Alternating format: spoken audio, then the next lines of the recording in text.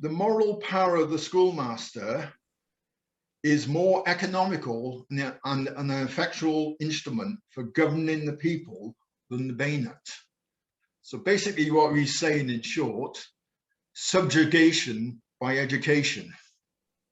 And that was a tactic. It's quite clear in the reports what the real issue here is. It's not education, it's not lack of education, it's poverty. It's just sheer poverty. Wales effectively become a militarized zone. It can become basically like Afghanistan or Iraq.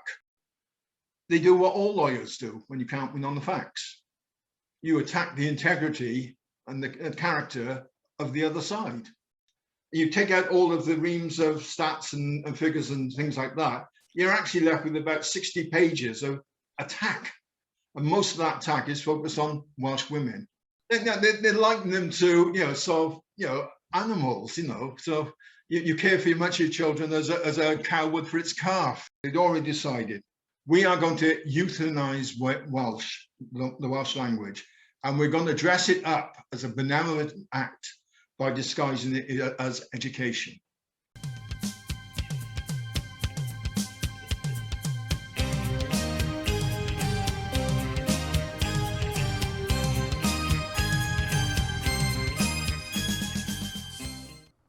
Many people have great difficulty accepting even the idea that Britain might have a history that has been deliberately hidden. So complete has the process been, and so cosy are we now, that they see the idea of a government doing this to their own people as nothing more than crazy conspiracy talk. Yet, it was not so long ago that destroying the history was seen as a major priority of good governance that was publicly debated in Parliament and discussed widely in the press. With most of England and Scotland subdued, the mid-19th century was the turn of the Welsh to have their history and language destroyed by bayonets and books. The events shown in this series of videos are, or were at least, well known. This is not a series about hidden history, but how history is hidden. Right, hello and welcome to Britain's Hidden History, where I have familiar guest with us, Bob Morgan, on this, the 175th anniversary of what is known as the Treachery of the Blue Books. And as it's called in Wales, officially, of course, it was called, you can see on screen, Commissioners of Inquiry into the State of Education in Wales, where massive reforms or changes were put in place. I suppose we're very contentious, but as you will not be surprised to know, when you dig a little deeper, you find that what was really going on was very different to the sort of cleaned up, sanitized version of, oh, let's make things better, that we're generally told. Now, Bob's done a lot of work on this, getting all set for what is the 175th anniversary. So without further ado, hello and over to you, Bob. Hi, Ross. Thanks for the introduction. Okay, we'll kick off then on 18th of October, 1846, and that's 175 years ago. 3 commissioners, and they were all upper middle class, Anglican, non-Welsh speaking, urbane lawyers with no experience of education whatsoever, set out to visit all the schools in Wales so that they could report back on the state of education in the Principality. Their inquiry findings following their visit to all of the schools were published in 3 volumes on the 1st of July, 1847, entitled Reports of the Commissioners of Inquiry into the State of Education for Wales. They were reported in 3 volumes because there were the 3 commissioners, each split up the countryside. And if you think about it, they set out in October and they reported back to Parliament in July the following year. and they got round all of Wales and all of the schools. Wow. They had some fast horses in those days, I tell you. Yeah, no cars or anything in those days, was there? No. Yeah. So they reported in 3 volumes: Command and Glamorgan and Pembroke, Breconshire, Cardigan, Radnor, and Monmouth shires, and North Wales a separate one by itself. These reports were known as the Blue Books because of the covers that were published when they were presented to Parliament. And they're regarded as being some of the most important and influential Welsh documents we possess, because they just contain reams of facts and information. If you look at them, they comprise pages and pages of detailed statistics, charts, analysis. They give you so much information of what they actually found. They've broken it down, and it was a really big statistical exercise. They could tell you how many school kids there were, what the wages were being paid, what the wages were in relationship to other kinds of labour at the time, so they could get a feel for what was going on generally. Quite remarkable, really, isn't it? I mean, there's no computers or spreadsheets or anything. You wonder on earth they did this. I say, if you tried to do it today, it would probably take a couple of years. These guys, I don't know how they managed to do it, especially with all the stats. They collected everything themselves, these 3 guys. And yet these reports, despite all of the information in them, are regarded in contempt by everyone in Wales. It's strange, isn't it? This is because the conclusion of the report was basically that there was an extremely low standard of education in Wales, and as a nation, the people were dirty, lazy, ignorant, superstitious, deceitful, promiscuous, and immoral.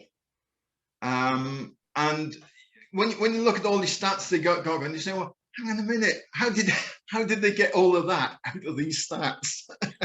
Yeah, I'm just looking down this list here. They seem quite respectable, the people here. Yeah. Farming, ironmonger, lawyers, clerk. They don't sound particularly promiscuous or anything. If you look at it, so the detail that they went into was just phenomenal. But the thing was, they blamed everything. All the ills of Wales were blamed on basically to 3 things: the evil effects of the Welsh language, the religious misguidance, because of course at that time most of Wales was non-conformist, and they certainly were not Anglicans. Mm-hmm. And in particular, the biggest cause, they believed, of all the problems in Wales was the endemic wantonness and the immorality of Welsh mothers. Everything was actually the mothers, heaped on, right? Yeah, everything was heaped on the Welsh mothers. All the blame for all the ills in Wales were basically heaped on the Welsh mothers and the Welsh language. Wow. So this was fighting talk, obviously. As soon as the reports come out, there was an immediate backlash. Yeah. So the report was put to Parliament in 1847, but in 1854, the Welsh bard Robert James Durfell coined the term "treachery of the Blue Books," and that name now that he coined then, a couple of years after the reports were published, right, shows you that the furore that was caused by it was still being discussed and promoted and publicized in the press at that time, even though that's about 7 years after the event. And the term it was being likened to the treachery of the Long Knives, yes. Another betrayal of the Welsh that happened earlier on. There are 2 key things coming out of this. One is the use of language. The English were very good at calling things something, but actually meaning something else. And here I paraphrase Shakespeare. Yeah, manure called by any other name still stinks. Yeah. The English and it continues on today. It's just spin, isn't it? The English were very good at calling something, ascribing a name to something and actually meaning something else, or calling something by a different name to give it a different complexion. Yeah. So what's behind all of us? Well, we got to go back into history. We got to go back to 1536. And then this is the Henry VIII and the Act of the Act of Union, and here we come to the first bit, Ross.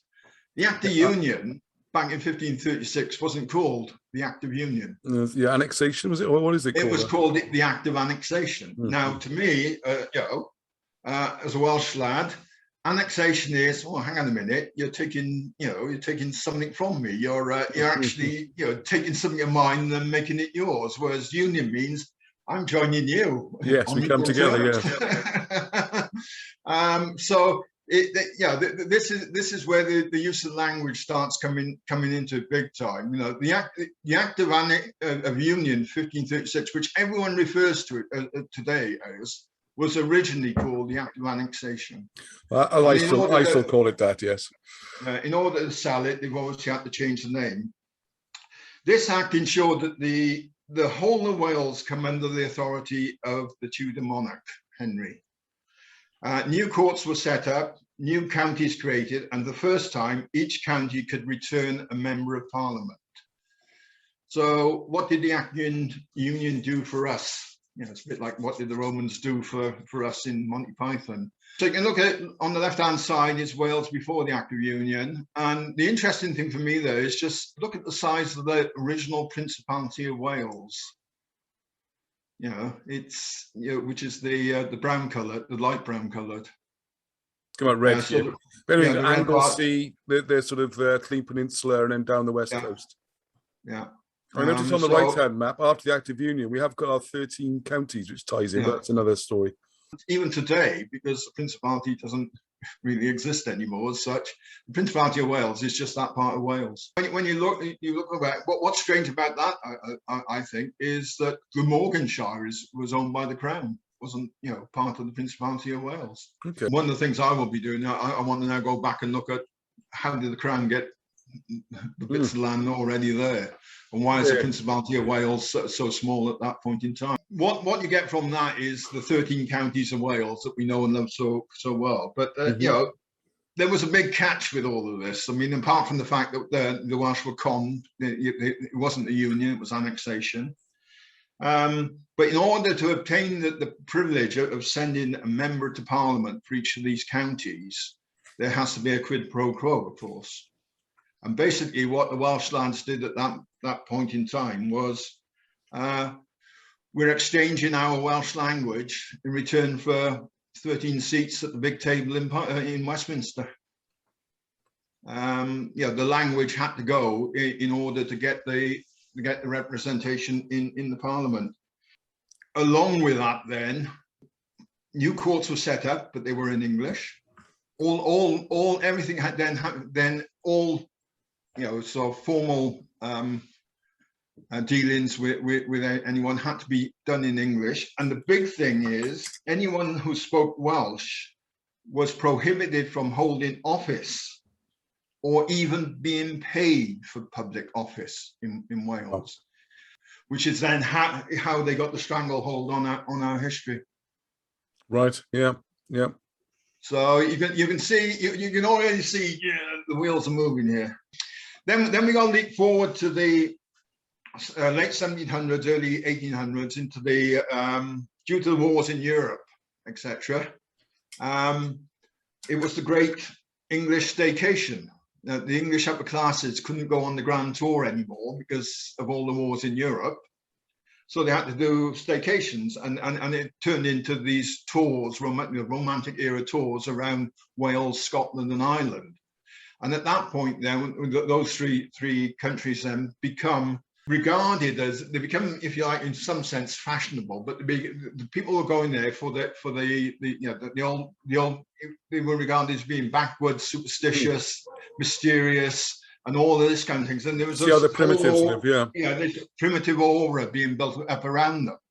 Yet at the same time, you also had this is a time of Iolo Morgannwg and the Antiquities guys going around collecting up, trying to maintain the history, and the two things were actually going on in parallel. But what was happening is, as all these upper class was going around Wales, they were wanting people to lead them on tours, and you were getting guides and all of this, and a lot of Welsh history was invented by these tour guides at that moment in time. So a lot of the things, so for example, the Welsh dress, you see all the women in the hats and things like that. Yeah. Well, that's a pure invention. No Welsh person ever All right, dressed it's a like tourist that. thing, right? Okay. Yeah, it was a tourist thing. I liken it to, we had a conversation about the native Indians wearing headdresses. It was that kind of thing. I've got to put on a headdress, even though my tribe didn't wear it, because you, the tourists, want to see and have a photograph taken with someone who's got a headdress. I got a living to make. Yeah. So there was a whole kind of things there, which have gone on to confuse us, I think, in some of whilst we're trying to delve into the past, because a lot of myths and legends were created at that moment in time. Along with the Celtic myth, of course, but there we go. Yeah. So Welsh culture at that time was framed so that it wasn't British at all, but a foreign force operating basically within the island's perimeter. And in 1800, Wales was one of the most literate countries in Europe. Sorry, most literate or illiterate? Most literate. Most literate. So almost everyone could read at that point, couldn't they? 90% were Welsh speakers. 98% could not vote. Right. The 2% that could were obviously the martial lords of the gentry and the big landowners, and 80% attended non-conformist chapels. And then we hit the Industrial Revolution, and it was in Wales in particular what was a massive era of great change and rapid change and accelerating change. It was mines, ironworks were sucking up all of the population from the dispersed rural communities and spitting them out into the densely concentrated settlements in the valleys in South Wales. Yeah, my family could be a testament to that. Where the housing and facilities lagged far behind the rapid growth of the pits and the ironworks. And as a result, there were massive social upheavals, disruptions, exploitations, inflations, and that resulted in a series of, amazingly enough, violent protests. So we come up then to the 1831, and again, this is where you get the language, the Merthyr Uprising. Yeah. Or as it's referred to by the English, the Merthyr Riots or the Merthyr Insurrection. To the Welsh guys, it was an uprising. We were rising up to claim better working conditions. To the English, it was a riot or an insurrection. And that one was kicked off by a depression in the iron industry around 1829, and the iron masters in Merthyr kept all of the wages and made redundancies. And this sparked off an armed rebellion, which was ultimately put down by the army, with 24 protesters being shot dead and over 200 casualties. Now, the Merthyr Uprising is the first time the red flag was used as a sign of social revolution. And again, on the right-hand side. Anywhere in the world? Anywhere in the world. Good grief. Another Welsh invention, eh? Another brilliant. Another Welsh invention. That doesn't get recognised, of course. Yeah. Basically, what they did, they took I think it was a cotton sheet or some cotton cloth, and basically what they got there was a bucket of cow's blood, and they dunked the cloth in there and then hung out, and it was a sign of protest. So what happened out of that? That the leader of the riots was Lewis. But poor Dick Penderyn. Yeah, we've all heard of Dick Penderyn. Yeah, yes. Everyone's heard of Dick Penderyn. He was sentenced to be hanged and was actually hanged for allegedly bayoneting Private Donald Black, who was one of the soldiers, in the leg. Yet Donald Black himself said he didn't do it. He wasn't him. They don't even think he was there, do they? They don't even think he was there. No, and it's one of these cases where Lewis was up to his eyeballs in the what they termed insurrection, which I refer to as the rising, and Dick Penderyn was just on the outskirts of it. He was involved, but only only circumstantially. But what happened? Someone had to hang, didn't they? No, and that was the whole thing. The Home Secretary at the time was Lord Melbourne, and someone had to hang. Lewis, who was the guiltier of the two by far, had actually shielded a special police constable during the course of the rioting. Great. And that police constable came forward and pleaded, sort of, Let him off, mate. Yeah. So they didn't let him off. They transported him to Australia, which was, I don't know, stuff. Those that moment in time, sunshine, sea, compared to what they were getting up to in Merthyr at the time, it might have been a good swap. Anyway, he was transported for life out to Australia, whereas poor Dick Penderyn got hung. After that one, then you had the next one, which was the Chartist uprising, where the Chartists actually all marched down from the valleys onto the Westgate Hotel in Newport. I've got a say in this one, because the Westgate Hotel is where I had the reception for my first marriage. Excellent. And believe me, it was a bit of a riot. And it obviously turned out very peacefully as well, Bob. Yeah. Yeah, no. Well, I don't know. I reckon the rioters got off better than I did in that. You got transported, yeah. This was another large-scale armed rebellion in mainland Britain. Yeah, very famous. Yeah, this is all well recorded, by the way, isn't it? This isn't of secret or anything. No, exactly. This one. There's plaques on the walls and all sorts of things if you go to these places. 3,000 to 5,000 armed coal miners marched on Newport, intent on freeing some of the Chartists being held in the hotel. Again, 22 protesters were killed, with over 30 wounded and 200 arrested. And John Frost, Zephaniah Williams, and William Jones were all found guilty of high treason and sentenced to be hung, drawn, and quartered. The last people in this country to get that sentence. So you can see how serious this was being taken. Owing to the public outcry, again, sentences were reduced to transportation for life.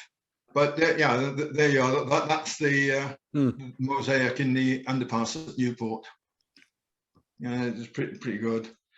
But then around the same time, 1839, we had the next. What we got? Next ones. I'd be very interested to know in the comments if people outside Wales watching this are aware of all this. I mean, this is all pretty solid folklore in Wales, isn't it? It's folklore in Wales. I was never taught in school. That's true. I was never taught in school. No, my family taught me this. Yeah, I was taught my parents, grandparents, and people like that. And a lot of workers in Wales still remember it, but it's not taught. It was never taught in school. No, you're quite right. You're quite right. It never was. Yes. Thank you for watching the first part of this very important series, looking at the political climate and how this report was trumped up and abused and used as an assault on Welsh history, the people, and in particular the women for some reason. We're going to talk about the rioting that took place, the uprisings, the way the court system fell apart, the way the police military state was imposed on Wales, and how those effects go all the way up to the modern day. Now, this is more recent than what we usually discuss on Britain's Hidden History, but it's important because many people cannot get their head around the idea that a government would deliberately destroy its own country's history for political reasons. You need to understand that, and need to understand the motivations behind it before you can start to realise that yes, there is indeed, behind what we're taught at school and not taught in school, there is a Britain's hidden history, which is very, very important.